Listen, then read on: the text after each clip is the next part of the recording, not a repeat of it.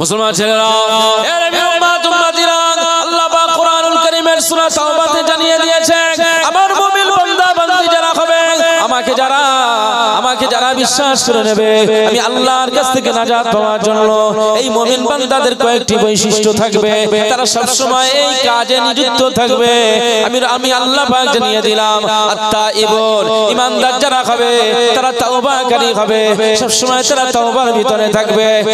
আমি আল্লাহ পাক জানিয়ে দিলাম, আল-আবিদুন, ঈমানদাররা ইবাদতকারী হবে। আমার বান্দা বান্দিরা, আমি আল্লাহ পাক জানিয়ে দিলাম, ঈমানদার যারা হবে, ঈমানদারদের ভিতরে তাওবার গুণটা থাকবে, ঈমানদারদের ভিতরে ইবাদত গুজারের এই গুণটা থাকবে। আমি আল্লাহ পাক জানিয়ে দিলাম, আল আবিদুন আল হামিদুন, আমার বান্দা বান্দিরা সব সময় আমার প্রশংসা করতে থাকবে। আমি আল্লাহ পাক জানিয়ে দিলাম, তারা আমার প্রশংসা ছাড়া আর কারো প্রশংসা করবে না। বলবে না যে আমি করেছি, বলবে না যে আমি করেছি, সে বলবে না আমার আল্লাহ দিয়েছে তাই হয়েছে। না না না, আমার বান্দা বান্দিরা আমার প্রশংসায় মশগুল থাকবে। আমি আল্লাহ পাক জানিয়ে দিলাম, ঈমানদার যারা হবে, আস-সাইহুন, বছরে একটা মাস রোজা, এই একটা মাস রোজাটা আমার ঈমানদার বান্দারা ছেড়ে দেবে না। আমি আল্লাহ পাক জানিয়ে দিলাম, এরপরে আমার ঈমানদার বান্দারা কি করবে, আর-রাকিউন, এই ঈমানদার বান্দারা রুকুকারী হয়ে যাবে, আস-সাজিদুন, ঈমানদাররা সিজদাকারী হয়ে যাবে। আমার বান্দা বান্দি, ঈমানদার বান্দা বান্দি তারা সব কিছু করবে, কিন্তু যখন সিজদায় মাথাটা ঝুঁকিয়ে দেবে, জমিনে যখন মাথাটা ঝুঁকিয়ে দেবে, ঈমানদারদের কাছে পৃথিবীর আর কোনো সাজ প্রয়োজন নেই। সিজদা দিয়ে রবকে, সিজদা দিয়ে রবের সিজদার সাজদা ঈমানদাররা কবুল করে নেবে। সাজিদুন, সিজদার স্বাদ নিয়েই তারা বেঁচে থাকবে। ঈমানদারদের ক্যাটাগরি বলছি।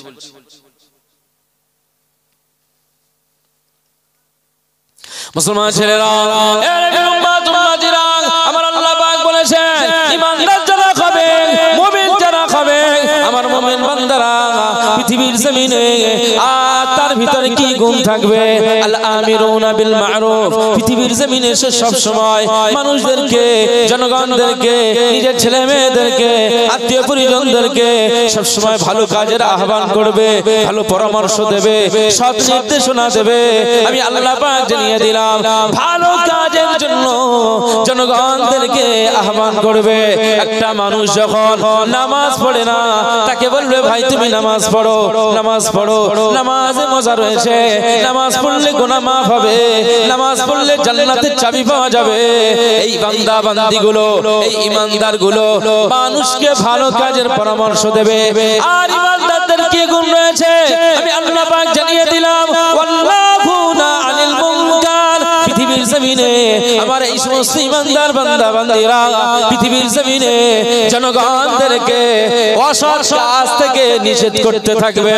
ভাই তুমি গান চালাও না, দোকানে সব সময় তুমি গানটা চালাও, তোমার দোকানে রহমত বরকত নাজিল হবে না। তুমি তো একজন মুসলমান, তুমি তো বলো একজন মুসলমান। এ নবীর উম্মত উম্মতিরা, আল্লাহ পাক বলে ঈমানদার যারা হবে, ওয়াল্লাহু আনিল মুনকার, পৃথিবীর জমিনে সে অসৎ কাজ থেকে নিষেধ করতে থাকবে। দোকানের ভিতরে যে ক্যারাম বোর্ড গুলো খেলা হয়, এই ক্যারাম খেলাটা নাজায়েজ হারাম, এই ক্যারাম বোর্ড খেলাটা নিষেধ করতে থাকবে। নবীর উম্মত উম্মতিরা, পৃথিবীর জমিনে ঈমানদারদের ভিতরে এই গুণগুলো থাকবে, ওয়াল হাফিজুনা লিহুদুদিল্লাহ। না না না, আমি আল্লাহ পাক জানিয়ে দিলাম, ঈমানদারদের ভিতরে আরেকটি সবচেয়ে বড় গুণ হলো আমার দেওয়া শরীয়তের সমস্ত বিধানকে মান্যতা দেবে, শরীয়তটাকে আমার ঈমানদার বান্দা বান্দিরা হেফাজতের দায়িত্ব নিয়ে নেবে। আরো জোরে বলুন সুবহানাল্লাহ।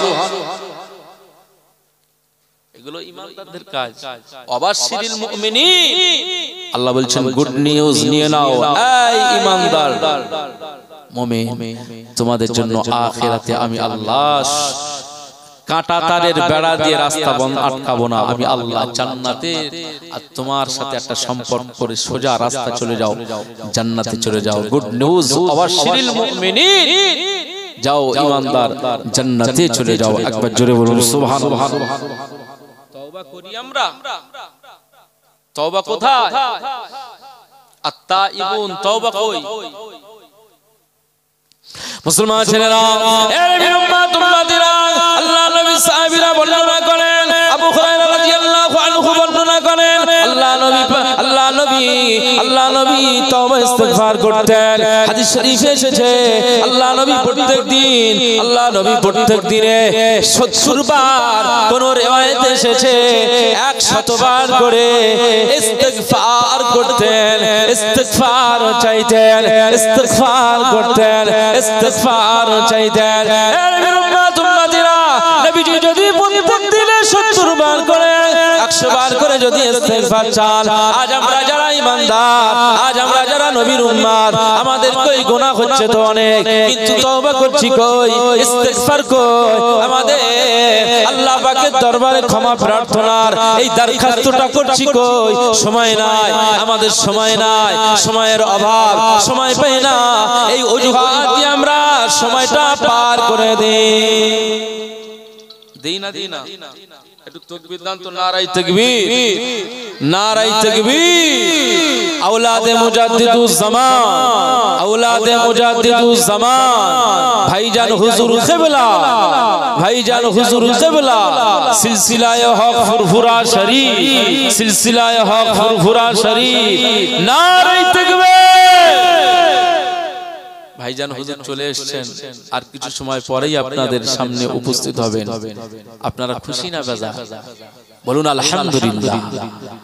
আমাদের ফুরফুরা দরবার শরীফ থেকে দাদা হুজুর কিবলার খানদানের একজন আওলাদ এসেছে, আমরা খুশি, অবশ্যই খুশি। খুশি হওয়ার তো দরকার।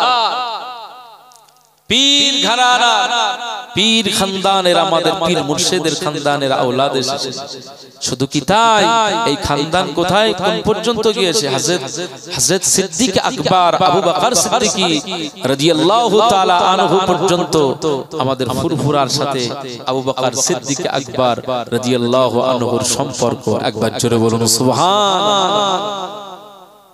সেই ঘরের একজন উত্তরসূরি আসছেন, এতে আমাদের খুশি হতে হবে। আপনি একজন আলেমকে পেয়ে যদি খুশি হন, আপনি একজন আবেদকে পেয়ে যদি খুশি হন, আপনি যদি একজন হাজীকে পেয়ে খুশি হন, আপনি যদি একজন মাওলানাকে পেয়ে খুশি হন, আপনি যদি একজন ইমামকে পেয়ে খুশি হন, আপনি একজন পীর সাহেব পীরজাদাকে পেয়ে যদি খুশি হন, আমার আল্লাহ খুশি হয়ে যাবে। একবার জোরে বলুন সুবহানাল্লাহ।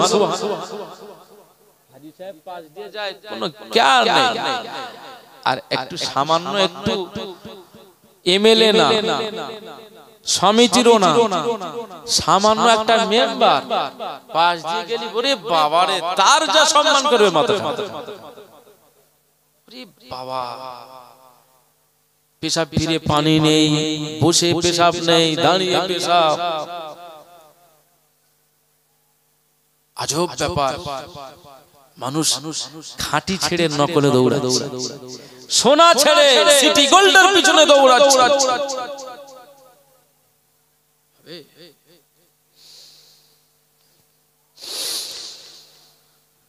আজ আলোচনা করছি একটু দরুদ শরীফ। আল্লাহুম্মা সাল্লি আলা